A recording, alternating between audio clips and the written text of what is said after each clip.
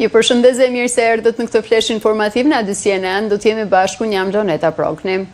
Ervin Saliani, qartazi ka trezuar ujërat brenda Partisë Demokratike ndonë se publikisht kupola drejtuese nuk e pranon. Sali Berisha të shtunën në konferencën për shtyp, pranoi se ka pasur demokrat që kanë punuar kundër Partisë Demokratike dhe se drejtuesit politik humbës do të analizohen. Patur që ta dini ju.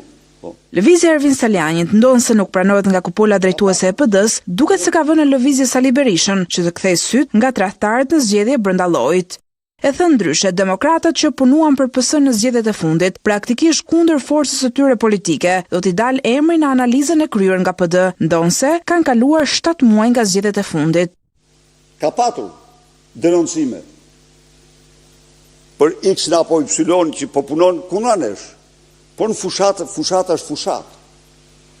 Dhe në fushati nuk edhe mund të nërmerëshin masa, sepse fushata është aktet më të rënda që mund të kryesh është të punosh kundër në betej, të shmangësh, të dezertosh. Por janë lanë që të bëhet analiza. Nëse të besuarit e Berishës, të cilët ky i fundi i vendosi si drejtues politik në zgjedhjet e 11 majit, menduan se do t'ja hedhin edhe kësaj radhe humbjen e tyre elektorale, kreu i PD Berisha i rikujtoi se do t'japin llogari një nga një. Absolutisht. Se cilit nga ne do dëgjojmë zërin e tyre. Ka gjëra që ata kanë që bazë që njerëzit militantë dhe antar, simpatizantar kanë drejt. Ka gjëra që duhet t'ja u shpjegojmë, nuk i di. S'kan faj. Nuk janë informuar, duhet t'i informojmë. Për Salianin, përsëritjes së lëvizja bëhet për interesa personale dhe jashtë strukturave të partisë, madje i kujton se nuk i ka shkuar kurrë në zyrën e tij t'i shpreh pakënaqësitë. Prokuroria e posaçme kundër korrupsionit dhe krimit të organizuar ka mbyllur hetimet për dosjen ndaj ish deputetit Partisë Socialiste Arben Doka, duke dërguar në gjyq 27 të pandehur. Grupi strukturuar kriminal u zbërthye nga përgjimet e Sky ICC ku dolën në pa planet për vrasjen e 2 vëllezërve, Durim dhe Valter Bami. Sipas fakt, pandehurit Arben Doka dhe Arjan Tuku kanë rolin e krijuesve, organizuesve dhe drejtuesve të grupit të strukturuar kriminal, të cilët kanë siguruar kushte dhe mjete materiale për të kryer vrasjen e shtetësve Durim Bami dhe Valter Bami. Prokuroria e posaçme informon se 27 të pandehurit, Ervis Martinaj, Endrit Dokle, Fatmir Troplini e Elson Reçi janë përfshirë në ngjarje të ndryshme kriminale.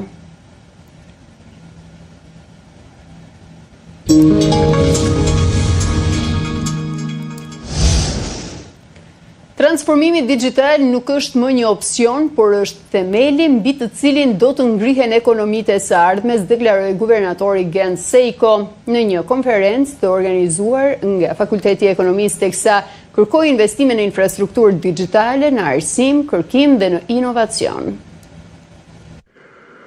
Sot kur transformimi teknologjik po zhvillohet me ritme të jashtëzakonshme, vendet kanë nevojë për strategji të reja zhvillimi që ndërtojnë dhe ndërthurin dijen, inovacionin dhe teknologjinë me politikat publike dhe me zhvillimin e kapitalit njerëzor. Transformimi digital nuk është më një opsion, por është themeli mbi cilin do të ngrihen ekonomitë e së ardhmes. Inteligjenca artificiale dhe automatizimi po krijojnë mundësi të reja për rritje, për eficiencë dhe për konkurrueshmëri. Për vende me ekonomi në zhvillim si Shqipëria, teknologjia ofron potencial për të kapërcyer kufizimet strukturore, për të ulur kostot e transaksioneve, për të rritur transparencën dhe për të hyrë në tregje të reja sa më shpejt dhe më shpejt se më parë. Kjo kërkon jo vetëm investime në infrastrukturë digjitale, por dhe në arsim, kërkim shkencor dhe inovacion, në mënyrë që teknologjia të mos jetë thjesht një mjet, por një faktor në transformimin ekonomik.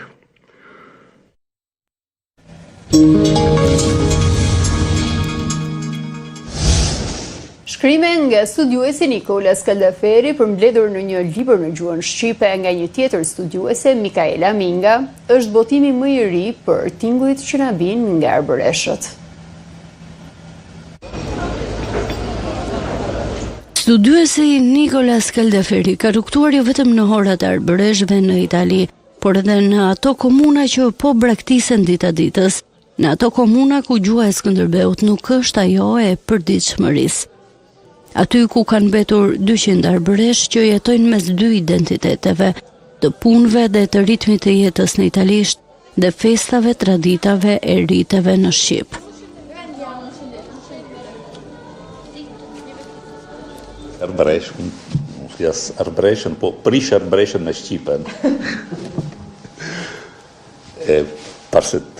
Prima di rispondere. Është shumë e rëndësishme të udhtojmë për të mbledhur këtë pasuri që arbreshët e trashëgojnë ndër vite, jo vetëm në Kalabri, ku është hora, jo vetëm në komunat me shumë arbresh, e ku çdo ditë përdoret gjua dhe tradita, por edhe aty ku ka më pak arbresh, më pak të rinj. Gjatë kësaj përvoje të mbledhjes së materialit të fakteve, unë kam bërë pikërisht këtë. Kam shkuar në komunat ku kanë mbetur më pak arbresh, ku në përditshmëri jetojnë si italian, por në festa vishen me ato kostume tradicionale që trashëgojnë dhe këndojnë këto tinguj që i përcjell në këto shkrime. Libri nuk ekziston si një botim në gjuhën italiane, por jam i lumtur që këto shkrime ne arritëm t'i përcjellim sot në gjuhën shqipe si një botim. Berk dhe Micaela Minga, por po aq edhe Viola dhe pjesëtar të tjerë të Institutit Italian, që diskutuan dhe punuan për këtë ide.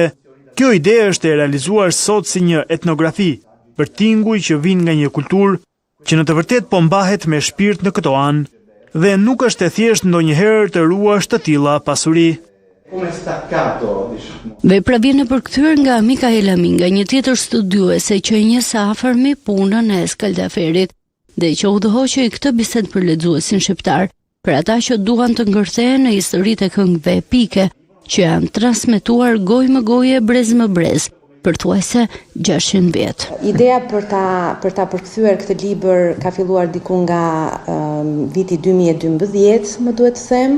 Unë kam qenë doktorante nën drejtimin e Nicolas Caldaferit dhe duke njohur punën e tij, një nga gjërat që vura re ishte që Nicola nuk ishte një studiues i cili publikonte në këtë, botonte në këtë variantin e monografive shkencore, siç kërkohet zakonisht në botën akademike, por pëlqente disa mënyra pak alternative, në sensin pa hequr dorë nga rigoroziteti shkencor, absolutisht.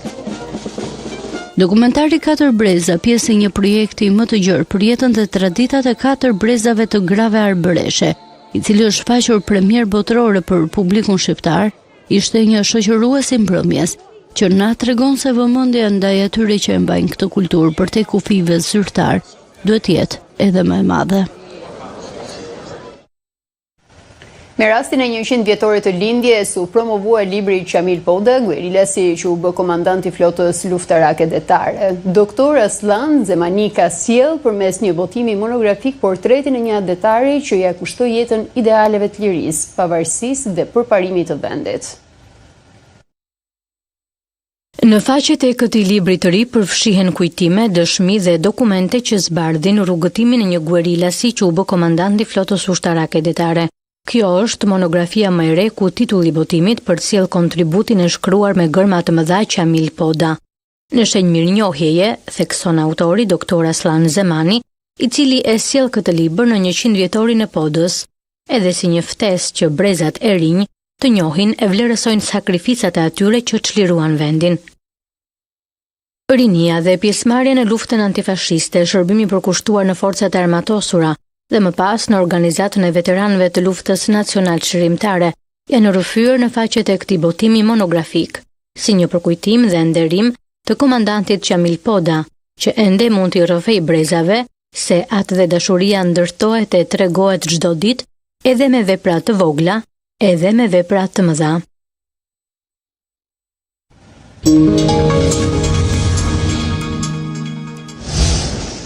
Duket se paqja në rripin e Gazës do të jetë e largët. Kështu ka bërë me dje kryeministri i Katarit në një konferencë në Doha. Në fjalën e tij ai tha se armëpushimin në enklav është në momentin më kritik, përderisa atje vijojnë të qëndrojnë forcat izraelite. Katari është një nga shtetet kyçe, të cilat po ndërmjetësojnë për arritjen e paqes në rajon.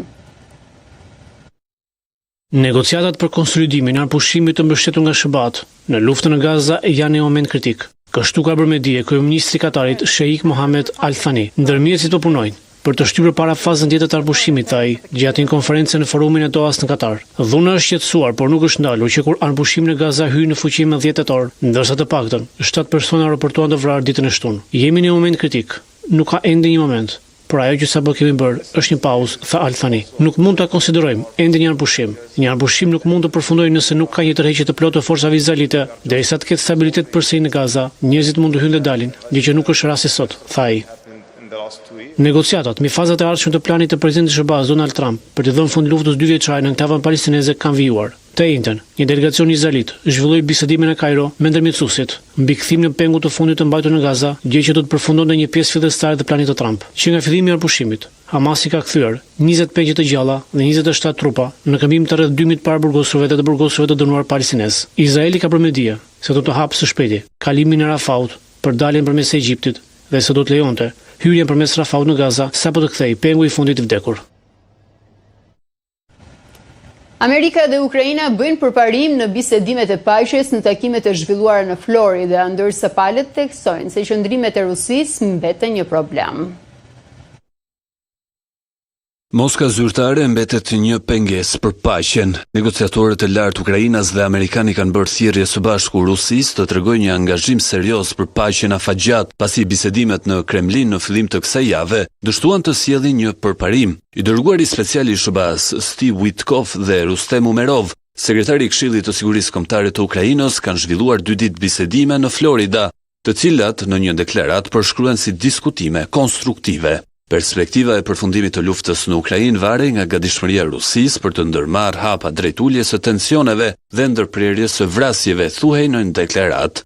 Negociatat në të cilat merr pjesë dhe dhëndri presidenti të SBA-s Donald Trump, Jared Kushner, do të vazhdojnë për të tretën ditë. Gjatë bisedimeve, Witkoff dhe Umerov ranë dakord mbi kuadrin e marrëveshjeve të sigurisë që mund të shoqërojnë një marrëveshje paqeje dhe diskutuan aftësitë e nevojshme parandaluese për të ruajtur një paqe të qëndrueshme, thuhet mëtej në deklaratën pa dhënë detaje të mëtejshme. Bisedimet në Florida pan ekipin e Ukrainës të informohej mbi takimin midis të dërguarit më të lartë të Trump për jashtë vendit dhe presidentit rus Vladimir Putin. Witkoff kaloi thuajse 5 orë me Putinin në Moskë të martën, pas së cilës Kremlini tha se nuk kishte arritur asnjë kompromis mbi draftin e planit të paqes të SBA-s. Kremlini njoftoi se Putini ishte gati të vazhdonte të takojë me amerikanët sa herë që të jetë nevojshme, por Ukraina dhe aleatët e saj në Europë e kanë vënë në pikpyetje angazhimin e udhëheqësit rus për t'i dhënë fund luftës. Të premten presidenti i Ukrainës Volodymyr Zelenski tha se donte të merrte informacion të plotë rreth asaj që u tha në Moskë dhe çfarë pretekstesh të tjera ka shpikur Putini për të zvarritur luftën. Një dokument që përshkruan strategjinë e re të sigurisë së Shteteve të Bashkuara të Amerikës po shkakton trazira në Europë. Ai flet për rënjen ekonomike të kontinentit dhe gjithashtu për mangësitë në demokraci dhe lirinë e shprehjes. Përfaqësuesja e lartë e Bashkimit Evropian për punët e jashtme dhe politikën e sigurisë, me sa duket dëshiron të qetësojë situatën, duke thënë se Bashkimi Evropian dhe Shtetet e Bashkuara të Amerikës janë aleat. Shefja politikës së jashtme të BE-s, Kaja Kallas, sheh një aleancë të ngushtë dhe të vazhdueshme mes SBA-s dhe Evropës, pavarësisht strategjisë së re të sigurisë së SBA-s. Washingtoni është aleat ynë më i madh, tha Kallas, në forumin e Dohas në Katar, pavarësisht disa dallimeve mbi çështje të ndryshme mes SBA-s dhe Evropës, parimi i përgjithshëm mbetet, tha ajo. Evropa e ka nënvlerësuar fuqinë e saj ndaj Rusisë. Dua të them ne duhet të jemi më të sigurt në vetvete. Kjo është e sigurt. SBA-t janë ende aleati ynë më i madh, dhe aty kam lexuar gjithashtu se ne jemi ende aleati ynë më i madh. Është në interesin e Shteteve të Bashkuara gjithashtu që Evropa të zgjasë dhe që ne të jemi ende aleatët dhe të punojmë së bashku për këto gjëra. Mendoj se nuk kemi qenë gjithmonë dakord për tema të ndryshme, por mendoj se parimi i përgjithshëm është ende aty. Ne jemi aleatët më të mëdhenj dhe duhet të qëndrojmë së bashku.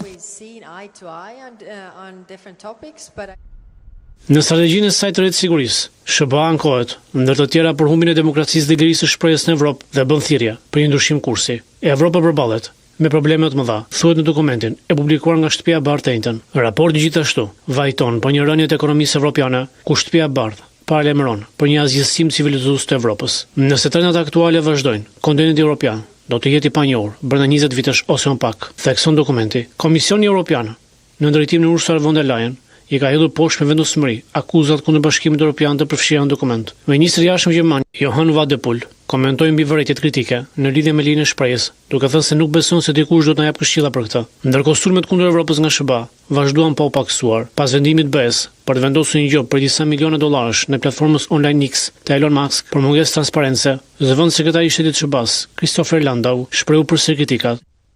Nëse këto shtete do të mbanin kapelen e NATO-s, ato do të theksonin rëndësinë e bashkëpunimit transatlantik, shkroi Landau, por me kapelen e BE-s, ato njëkohësisht ndiqin agenda politike që shpesh bien ndesh plotësisht me interesat e sigurinë e SBA-s, tha ai.